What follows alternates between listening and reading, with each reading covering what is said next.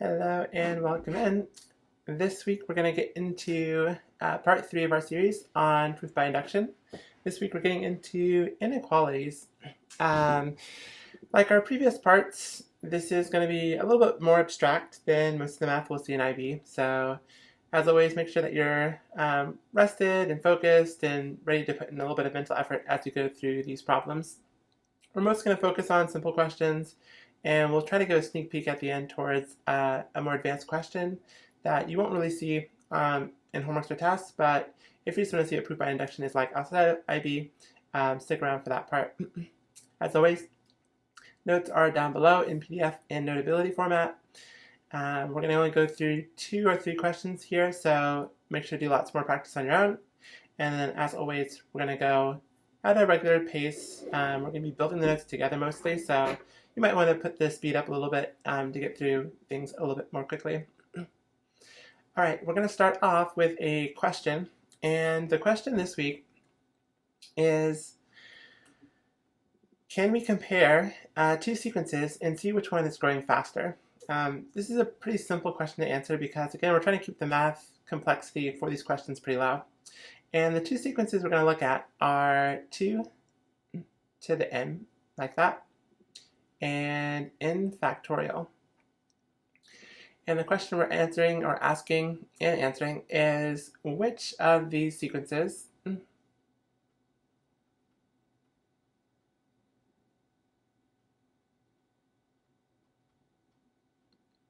grows more quickly?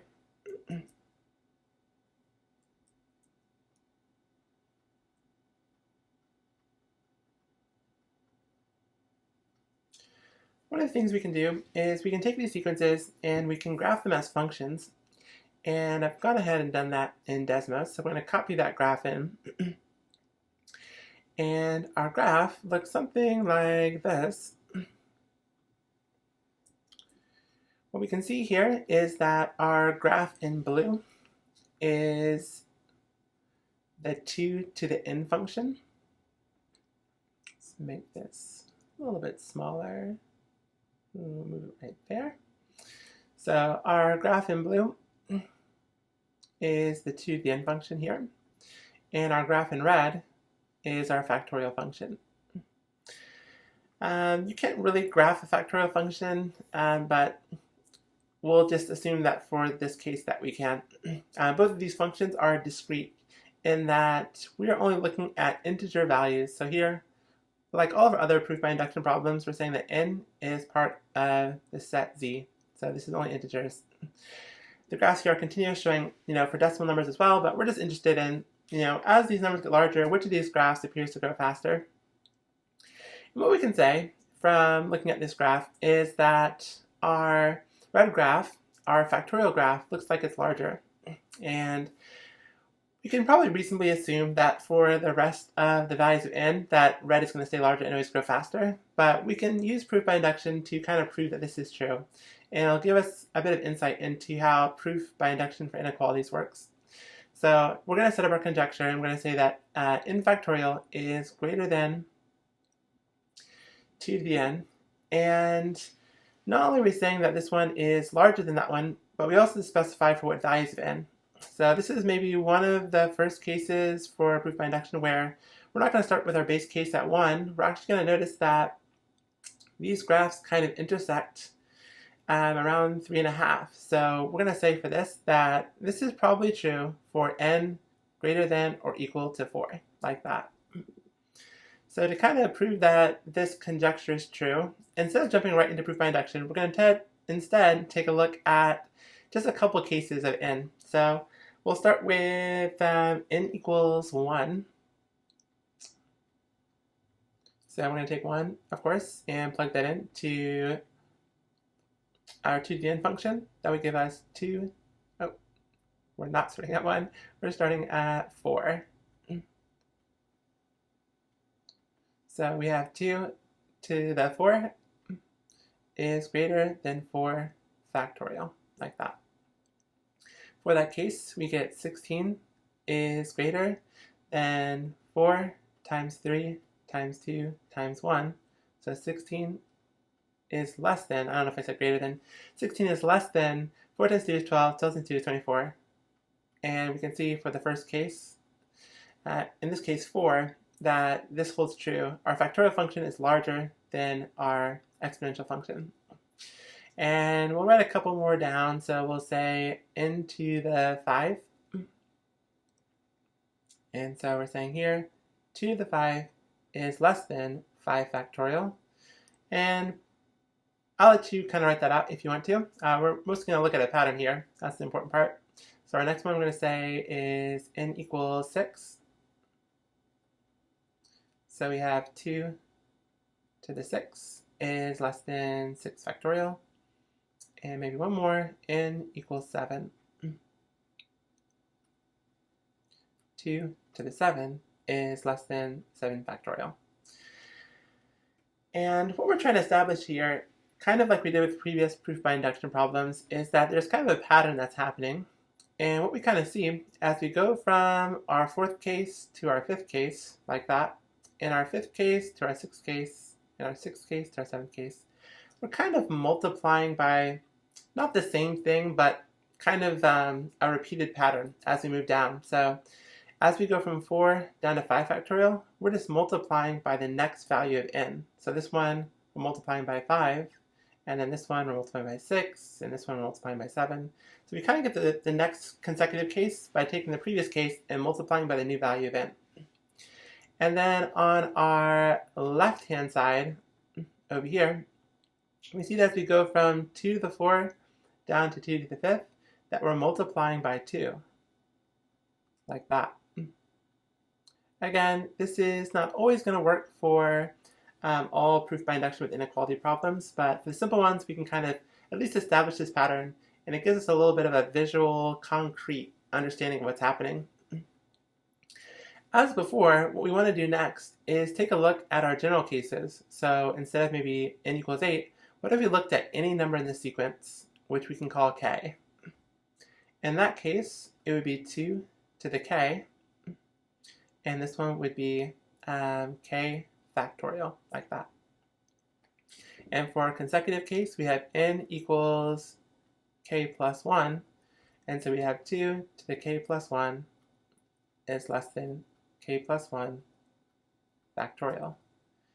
And we can see, again, that our pattern's still holding. To go from here to the next one, we're multiplying by our next value of n, which is k plus 1.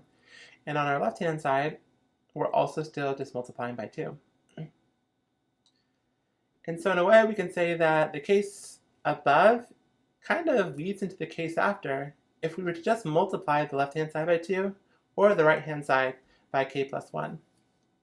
And that gives us an idea of how we can, again, set up our inductive hypothesis and then prove our consecutive case together. So the interesting thing with inequalities is that we have two choices. We can take our left-hand side and modify it to get the claim or the goal of the consecutive case, or we can take our right-hand side and multiply that by something to get our right-hand side of the goal. So every time you solve these questions, you kind of have two ways you can do it for method 1, which is taking the assumption and modifying it through algebra. There's also method 2, which is substitution, but we're going to focus on method 1 in this question, which is sometimes a little bit easier to follow visually. All right, so in order to take a look at that, we're going to split the screen in half, just like before.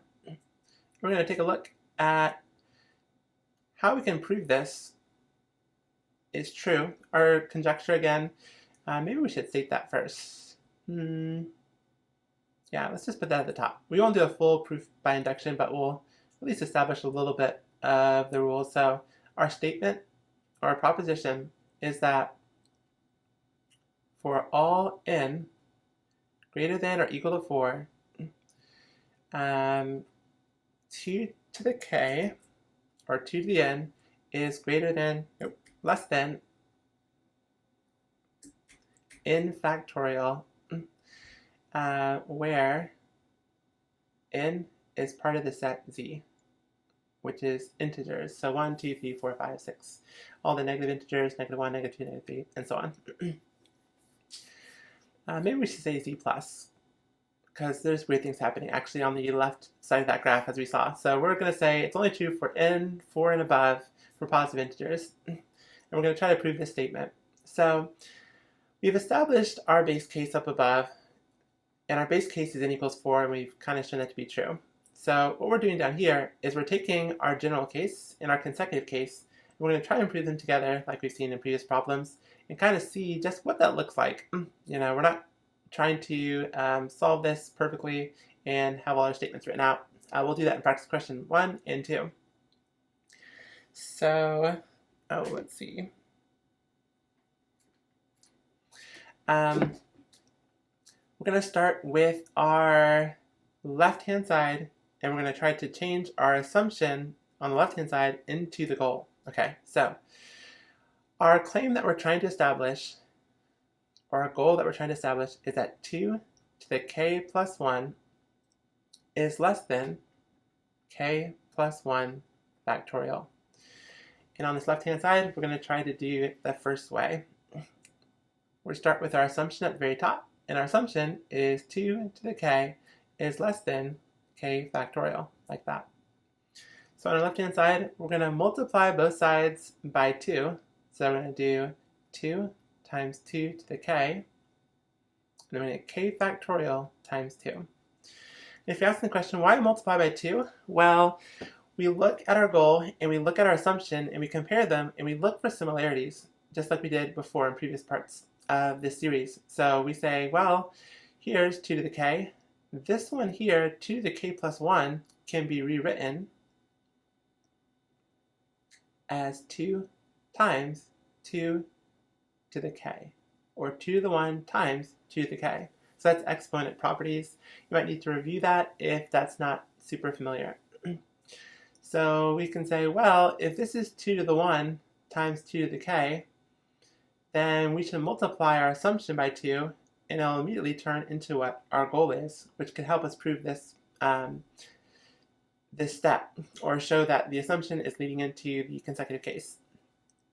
So down here again, we have 2 times 2 to the k, which again is now 2 to the k plus 1, like that. So that's the left-hand side of our goal, which is a good start. Over here, we have k factorial times 2. And this kind of brings us to the hardest part of proof by induction for inequalities, because we have this, which looks kind of similar to the goal, but then this side here seems completely disconnected. But what we can say is that we're trying to connect this 2 to the k plus 1 over to this k plus 1 factorial. So if we could somehow take this and build ourselves a compound inequality where k plus 1 factorial is over here, we will have proven our goal. So maybe we should do what we did before. We're going to have our goal in blue, like that, and our assumption step is going to be in green. So we're moving again from our assumption step down to our goal in blue. So we've just proven through algebra so far that if we just take our assumption goal here in red and we multiply it by 2 on both sides, we get this. So we could say that this is like one step beyond our assumption right there. And if we can show that this thing is smaller than that, then we have our proof that 2 to the k plus 1 is smaller than k plus 1 factorial. Now, it might seem like we need another proof by induction to connect these two on the right here, together. But if we think about this clearly, we can see actually that this is a true statement for all values of k, 4 or greater. So here we have k plus 1 factorial. If you think about any value of k, for instance, let's say k was 7, like that. This one right here is going to be 7 times 6 times 5 times 4 times 3 times 2 times 1. And over here, k plus 1 would be 8 factorial. So that's going to be 8 times 7 times 6 times 5 times 4 times 3 times 2 times 1, like that. And so this one's multiplied by a 2, and this one's multiplied by an 8. And so we can see, for all values of k, that this expression here is always smaller than k plus 1 factorial. So just a little bit of logic and thinking shows that that is true. And so through this compound inequality, we have our proof here that the goal is also true whenever the assumption case is true. It's a lot to kind of think about, and it feels a little bit wrong, like we should have more math that we need to do to show that this is true. But it's just this simple logical stat showing that this one is smaller than this one, and through this chain of inequalities, we get this result down here, our goal. So take a second to kind of look at that, work it out, make sure it makes sense, and just like that, we are complete with this proof by induction. So inequalities can go pretty quickly, but it does take a little bit of mental effort to connect things together to see this compound inequality that it eventually gives us our claim or our goal. Now the same thing is also true if we were to modify things through the right-hand side. And so again, we'll take our goal and we'll put it down here. We'll say 2 to the k plus 1 is less than k plus 1 factorial, like that. And at the top, we're going to start with our assumption, which again is 2 to the k is less than k factorial, like that. This time, we want to take our right-hand side and we want to multiply it by k plus 1, like that. So let's actually do that down in the next step. We get 2 to the k times k plus 1 is less than k factorial times k plus 1, like that. And again, we should ask the question, well, why did we know to multiply by k plus 1? Well, we go up to our assumption or our goal, and we notice that this one is k factorial. And down here we have k plus 1 factorial. So they're similar in that if you take k factorial and you multiply by k plus 1, it turns into k plus 1 factorial. So again, if you had k times k minus 1 times k minus 2, and so on, that's k factorial. This one's k plus 1 factorial, which just has one extra term, which is k plus 1, and then k minus 1, k minus 2, and so on. So if you take k factorial, multiply it by k plus 1, it gives you the right-hand side of the goal step. So in order to get to an inequality that gets us closer to our goal or our claim, we multiply the right-hand side by k plus 1 and the left-hand side by k plus 1. So this right here, in the next step, now turns into k plus 1 factorial, which is going to help us connect into our goal. Over here on the left-hand side, we have 2 to the k times k plus 1. Once again, we're kind of connected to the goal and we're kind of disconnected. And this is the step that's hardest to see. We need a compound inequality to connect all of this together, to put it all together. And so what we can say is that this has to be greater than 2 to the k plus 1 in order for us to connect down to our goal. And so the hard part is, again, asking the question, is this true? If this is true, we have our proof. So how do we know that 2 to the k times k plus 1 is greater than 2 to the k plus 1? Well, if we think about this expression over here, this is just 2 times 2 to the k, or 2 to the 1 times 2 to the k. And over here, we have 2 to the k times k plus 1, like that. And what we can see is that this one is always multiplying by 2, and this one's always multiplying by a value of k. And we know that k, from our initial, not our initial assumption, our initial statement is that k has to be at least greater than or equal to 4. So we're saying here that this is at least 5 and this is always 2. So we can say that this expression here is always greater than that one. And so is this true? We can say definitively, yes, that is true. And so through this kind of chain, again, of inequalities, we've proven that k plus 1 factorial is greater than 2 to the k times k plus 1, these two are our assumption to modify the algebra, and then by logic, this one always is larger than this one. Therefore, our claim or our goal is also true for all values of k for 4 or larger. Again, it's a lot to take in. It feels kind of wrong almost to say that this is true, but we can say definitively, if we really look at it and think about it and reason it out, that this is the proof that we need basically to show that this sequence that we're talking about, 2 to the n, is always less than n factorial. So we're going to use that same kind of thinking as we work through these next couple of questions. This time we'll put in our statements and be more rigorous, but that's basically proof by induction for inequalities. All right, let's move down to our first practice problem. So here we have, again, another statement. We're comparing two sequences, and our statement or our conjecture is that 3 to the n, this exponential function, is greater than a linear function whenever n is greater than or equal to 2. That's kind of obvious. Hopefully, exponential functions grow faster than linear functions. But we want to, again, just get used to this process of proof by induction, so we're using simple cases. So here, our base case, we can see that we're not starting at 1, we're starting at 2, so that's going to be p of 2. And we can also write that as p sub 2. Sometimes it's also written as s, but we'll use p just to be consistent. So we're looking at p sub 2, and let's do that in blue. And so the very first thing we do is we establish our base case. Our base case is pretty quick. We say n is equal to 2, and we just show that 3 to the 2 is greater than 1 plus 3 times 2. 3 squared is 9, and 9 is greater than 1 plus 6, which is 7.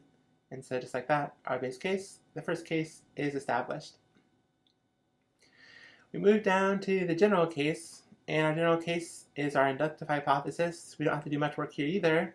We just take our statement and we replace the n's with k's. So we're assuming that 3 to the k is greater than 1 plus 3k, like that. Then that moves us down to our inductive step. Let's move this up a little bit. In our inductive step, we set our claim or our goal, what we're trying to get to. We're trying to show that 3 to the k plus 1 is greater than 1 plus 3k plus 1, like that.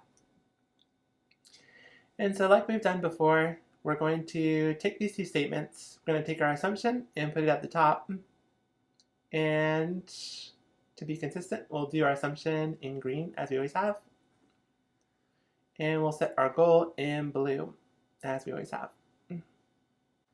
Just like before, we have the option to modify either side of the inequality, and what we can say is that going from this one down to here looks like it might be a bit more work, just maybe by looking at it. So that's going to be 3k plus 3, whereas this is 1 plus 3k. So it looks like we're adding a 3 here to move from that to that. Well, maybe not that much work. So just a little bit of addition.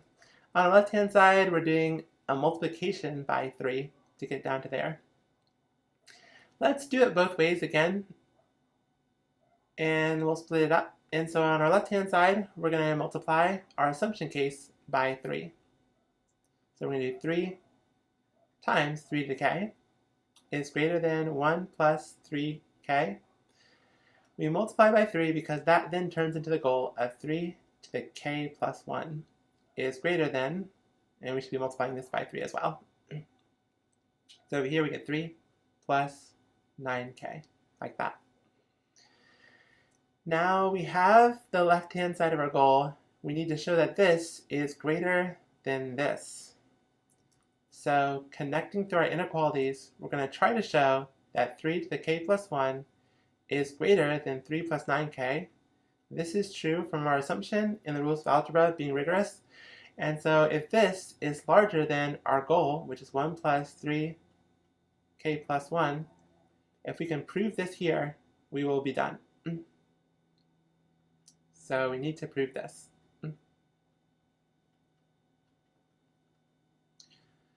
Again, the math is pretty simple here. So we're trying to show that 3 plus 9k is always greater than 1 plus 3k plus 3.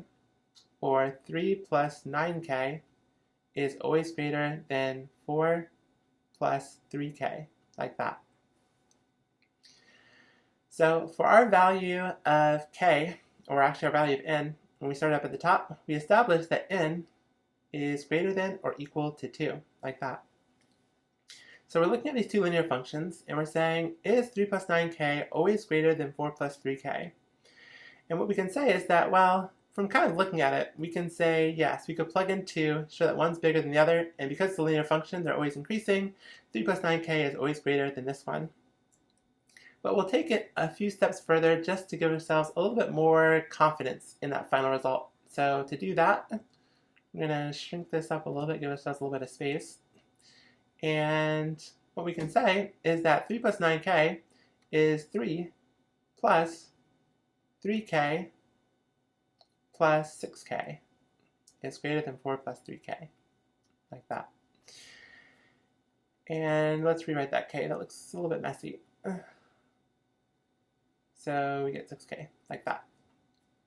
The 3k here and the 3k here, they cancel out. So if there's a 3k on both sides, that kind of is not factoring.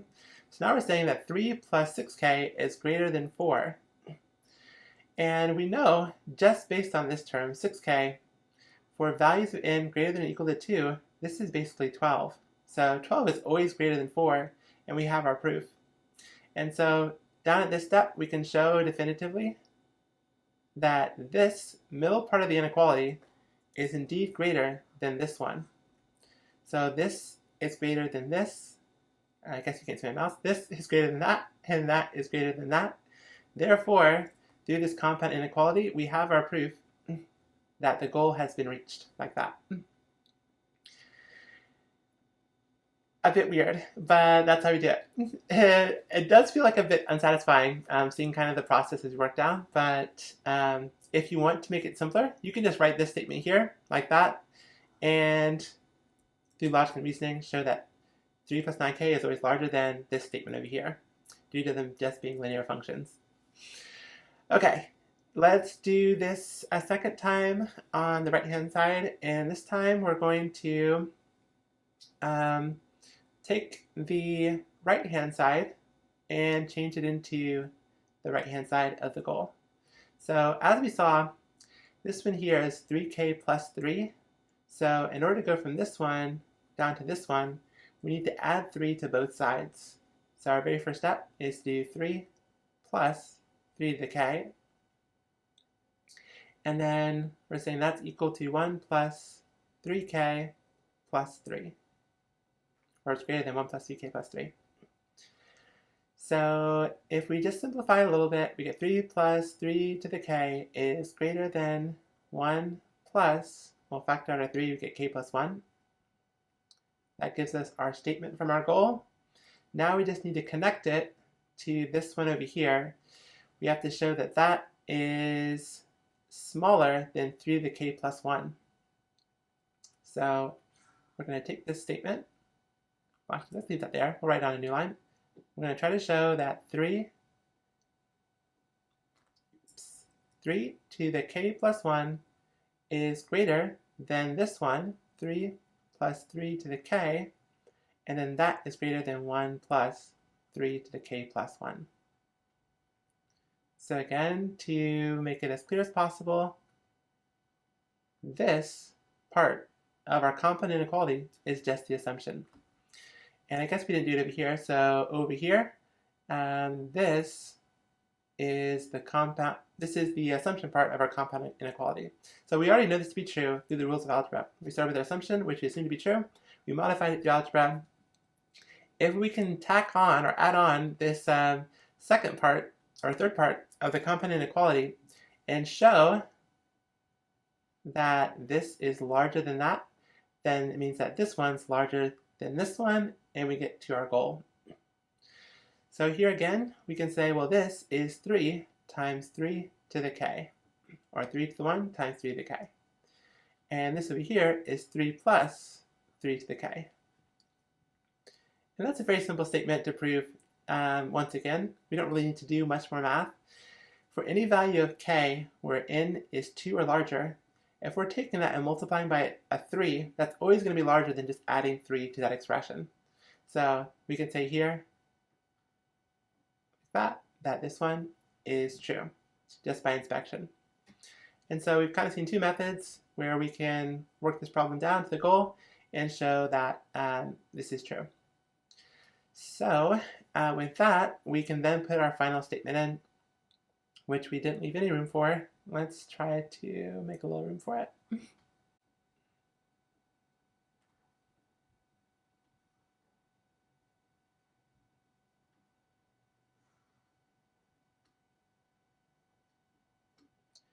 And we'll grab our statement. Oh, where's our statement? I think our statement is someplace else. Oh, here it is. So then we say, well, we've established our base case. We've shown that whenever the assumption is true, the consecutive case is also true. Therefore, by mathematical induction, this is true for all n greater than or equal to 2. So we're just going to move that down here. And shrink that up a little bit. So our base case in this one is not p sub 1, is p sub 2. That deleted everything, whoops. P sub 2. And this is for all n greater than or equal to 2, where n is part of the set Z. And we should probably also say, specifically, the set Z plus, like that. And so we've come to the end of our first practice problem. And I realize that the text is a little bit hidden. All right, there we go. All right, let's move down to practice problem number 2. This one, again, we're going to build our conjecture hypothesis for, and then we're going to prove it. So a little bit of extra work. This one, we're comparing an exponential to another exponential function.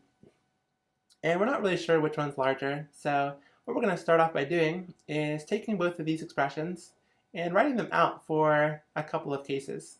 So we're going to do 5. Let's do our first case, n equals 1. And we'll do n equals 2. And n equals 3, and maybe 4. Maybe that done. Let's do this one. N equals 4. Whoops. That should be a 3. So for our very first case, we have our 5 to the 1 plus 7 to the 1. And that's 5 plus 7 is 12. And over here, we have 3 to the 1 plus 1, or 3 squared. So we have 12. Is 12 bigger or smaller than 9? We say it's larger, like that. So maybe 5 to the n plus 7 to the n is larger. Then we do our second case. We have 5 to the 2 plus 7 to the 2 is greater than 3 to the 2 plus 1. And for that one, we're going to get 25 plus 49.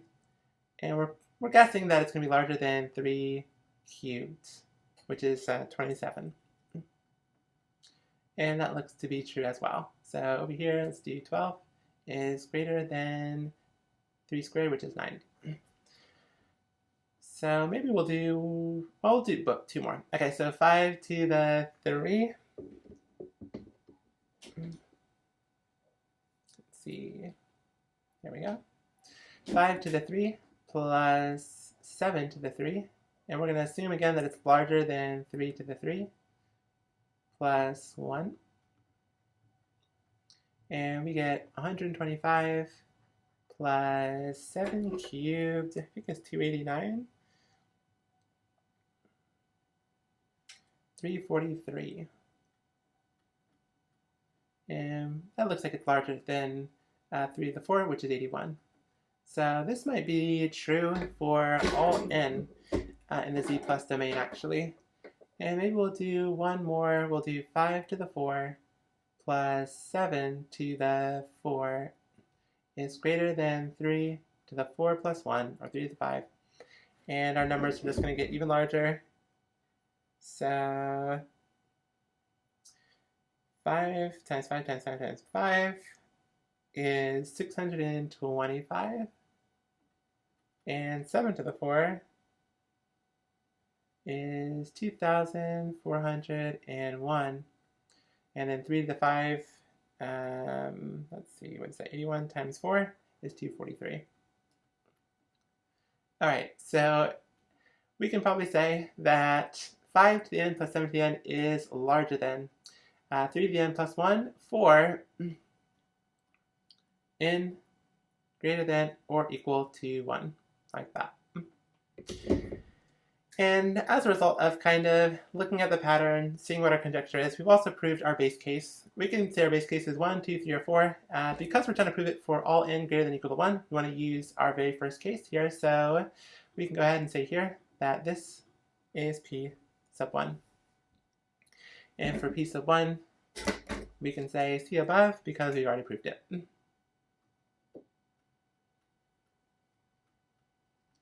That brings us down to our next step, our inductive hypothesis.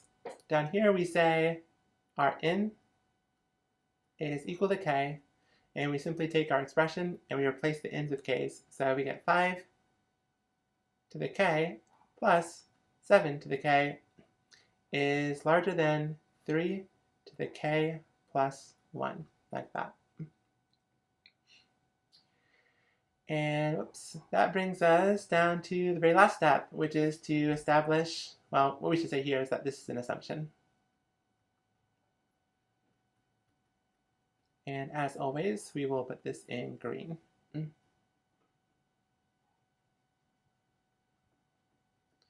And our goal or our claim is for the next case, the consecutive case. So we have 5 to the k plus 1 and 7 to the k plus 1 is greater than 3 to the k plus 1 plus 1. And that's, again, our goal.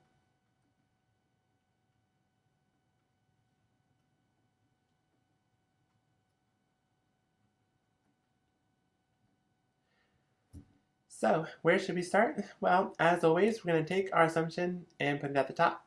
That's kind of our first position. Always, always. All right, we have our assumption at the top, our goal at the bottom. Let's see if we can work this out. Very first thing to do is to note similarities like we always have. So we're going to look at our assumption and our goal and look for similarities.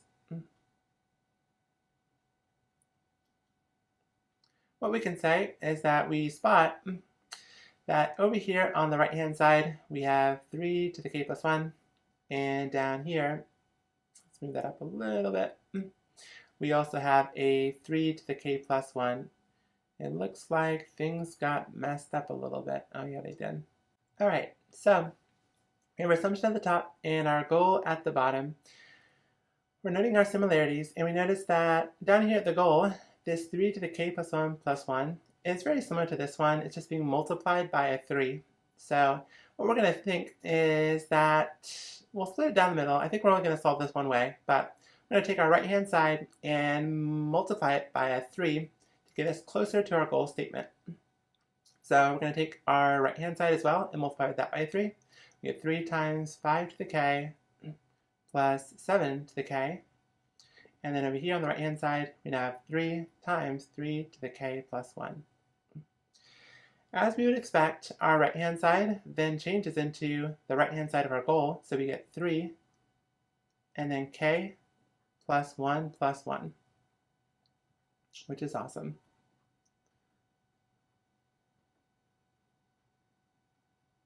So our final step is to take this and we say, well, we've connected this one to this one. We now just need to connect this one and show that it's larger than this right-hand side, which I just realized is not written correctly. So we put that all together. We get over here on the right-hand side, 3 to the k plus 1 is smaller than 3 times 5 to the k plus 7 to the k. That's true because of our assumption that we modified through algebra, and then that should be less than 5 to the k plus 1 plus 7 to the k plus 1, like that. So how can we, again, connect and show that this is smaller than this?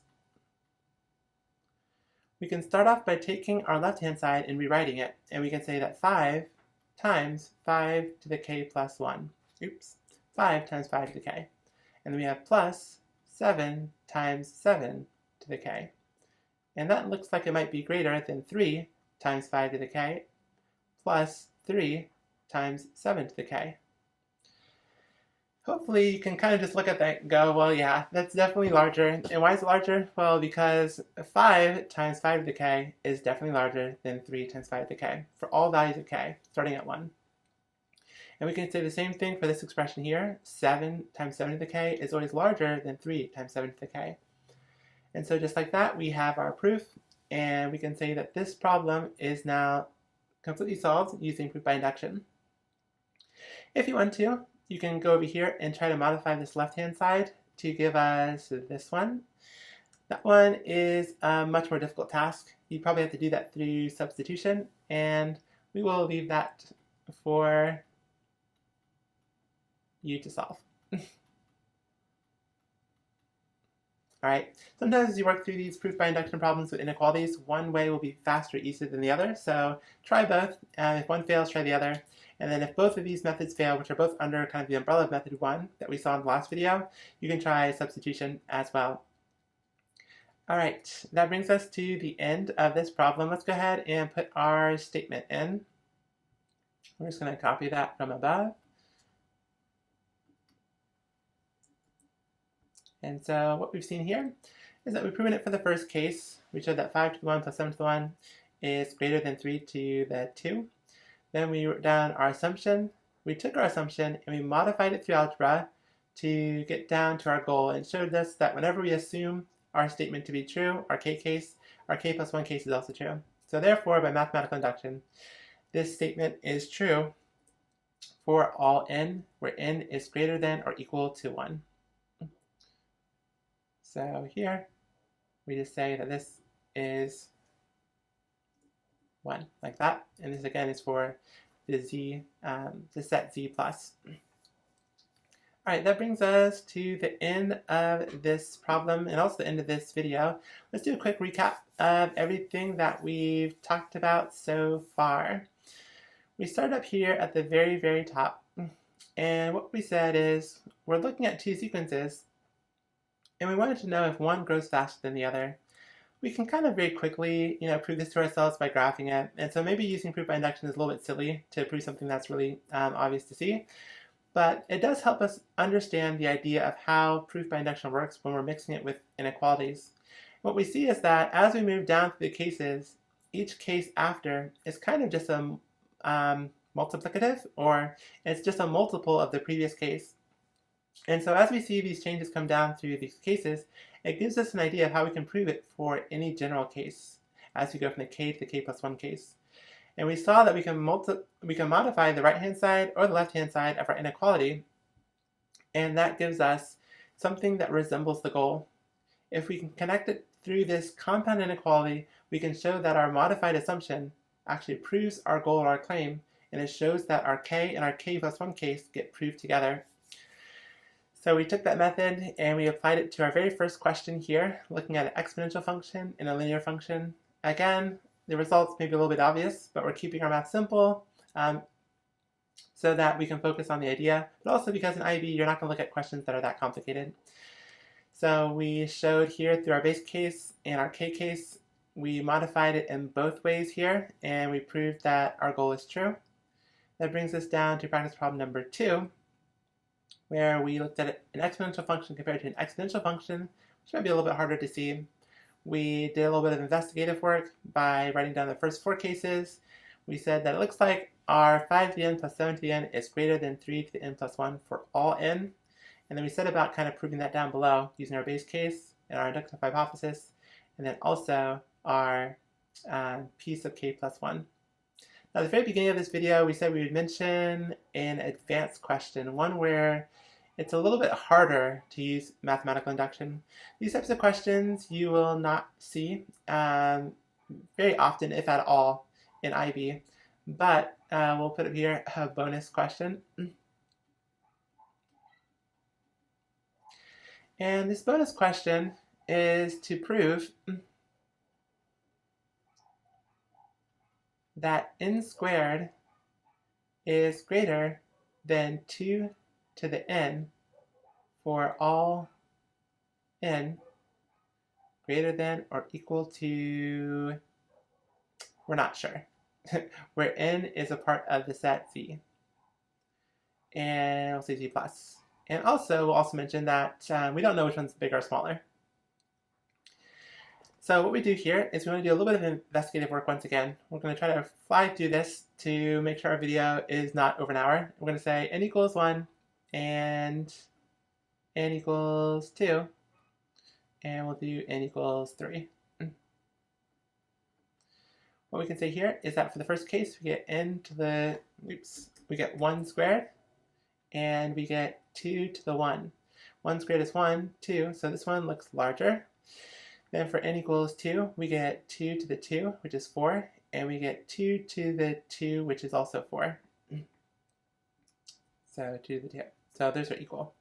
And then down here, n equals 3, we get 3 squared, and 2 to the 3. 2 to the 3 is 8, and over here we get 9, so this one's now larger. And what we can kind of probably say is that our squared quadratic is going to grow faster than our exponential. So this is going to grow by a factor of 2, whereas this is going to grow much quicker. So let's write that down. We get, for our very last case we'll check, is 4 squared, and then we have 2 to the 4. So over here we get 16, and over here we get 16. So that's equal. Is that true? 3 squared is 9. That looks like it's true. That's interesting. Let's try one more then. Let's see. We have n equals 5. So we get 5 squared, and we get 2 to the 5. That's 32, and this is 25. So that's larger there. Is that true? So 1 squared is 1, less than 2 to the 1. That's smaller. 2 squared and 2 squared is 4. That's equal. 3 squared is 9, which is greater than 2. Oh, that's a problem. Okay. I know I made a mistake somewhere. So this one should be a 3. So that should be 3. Oh no, that should be squared actually. Take that back. 3 squared is greater than 2 to the 3. So 3 squared is 9, which is greater than 8. Then we do 4 squared, we get 4 squared is 16. And then 2 to the 4 is 2 times 2 is 4. That's also 16. Yeah, okay. And then it switches again. So these graphs look like they intersect. Let's go ahead and graph this. Okay, so we have a graph, and it is kind of what we thought. These graphs kind of weave back and forth until one overtakes. And it looks like our blue graph, which is our exponential graph, ends up growing faster than our quadratic. So if we do one more, this should prove it. So we'll say n equals 6. And for that case, we get 6 squared, which is 36. And then we get 2 to the 6, which is 64. So this one wins out. So we're going to say here, for our conjecture, that that's true for that. And it only starts to be true after n is greater than or equal to 5. So our base case is 5 for this one. Now, again, we're going to try to do this pretty quickly. Our base cases are established. I'm going to say for our assumption, our p sub k, that n to the k is less than or equal to 2 to the k. And then p k plus 1 is n to the k plus 1 less than or equal to 2 to the k plus 1, like that.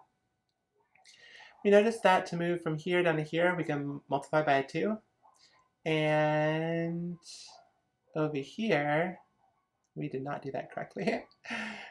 We should have a k plus 1 squared.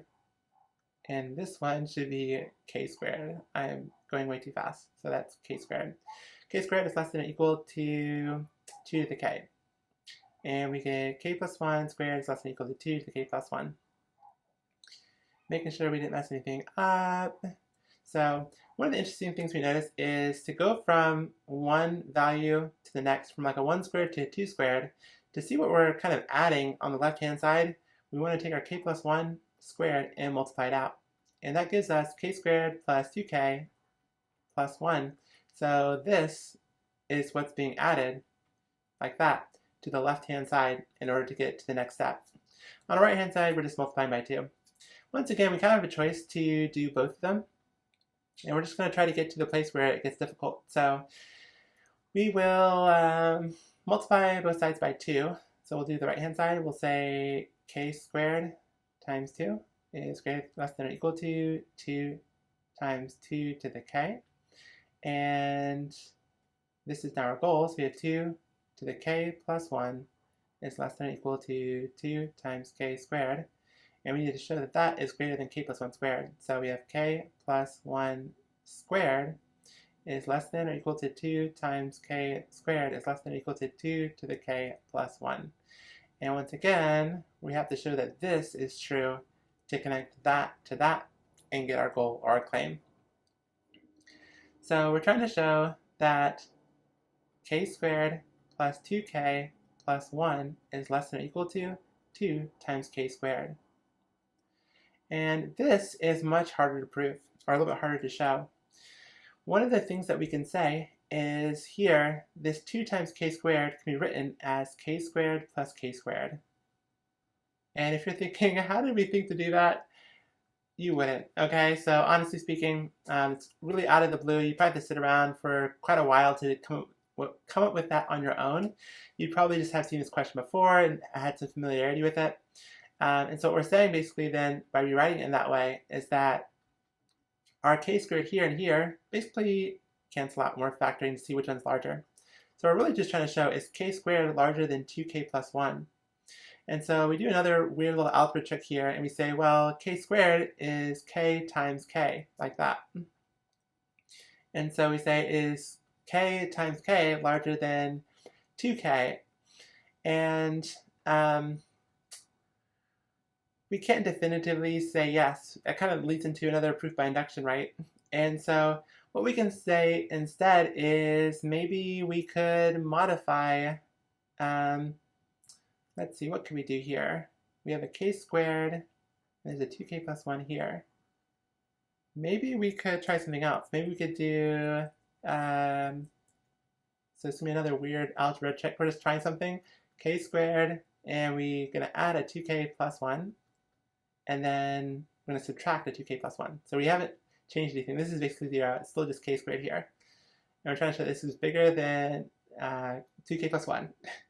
And so this right here, k squared plus 2k plus 1, that would change into k plus 1 squared, and then minus 2k plus 1.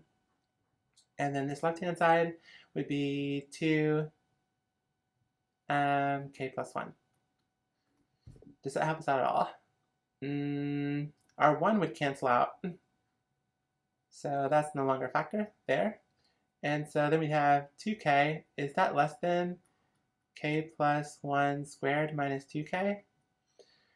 Well, this 2k here, we could move over and we could get a 4k. And so we have k plus 1 squared is greater than 4k. And that's kind of true. We have a quadratic that's larger than a linear term. And for our value of n in this question, we said that n has to be at least 5 here. So if we look at this statement here, for a value of 5, a linear function, we get 20 on this side, and over here we get 6 squared, which is 36. And so a quadratic is always larger than a linear term. So this could be one way to kind of, sort of, prove this. I don't know if this is rigorous though.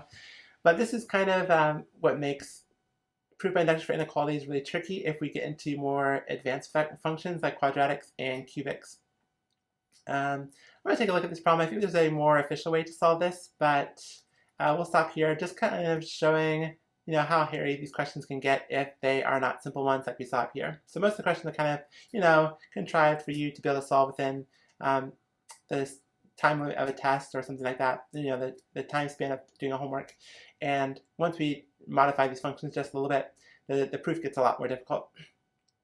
Okay, that is the end of this lesson. We've already done a recap. So if you have questions or comments, put them down below as always, and then I will see you in the next video.